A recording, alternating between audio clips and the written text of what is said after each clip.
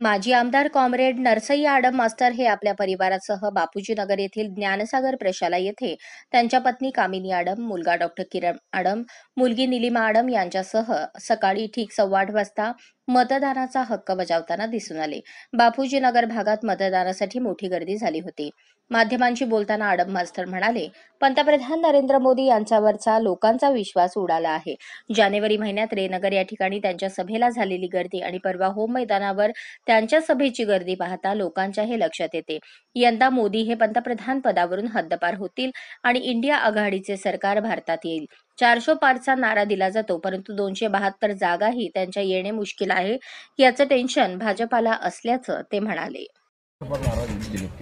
400 आकडा जमाना झाला, 400 आकडा गेला, ते बहुमताचा आकडा घालण्याकरता ते प्रयत्न करू लागले।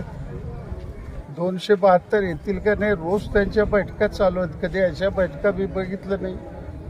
नड्डा साहेब, अमित शाह, मोदी साहेब रोज बसू लागलेत, टक्केवारी वाढवा म्हणू लागलेत, तर त्यांना कुठंतरी जाणीव झालेलं आहे, लोक आता जागृत झालेले आहे।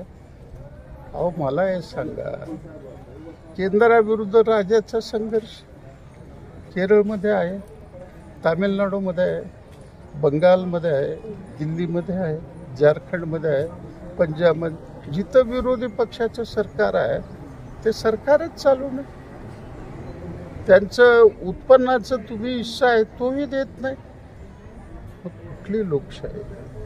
बाबासाहेबांनी घटना दिलं, केंद्राने राज्याचे संबंध कसे असले पाहिजे, मोठ्या भावाची भूमिका केंद्राची राहणार, लहान भावाची भूमिका राज्याची राहणार।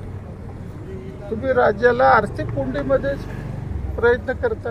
तेलंगणाचा मुख्यमंत्री तेच ओरडतो।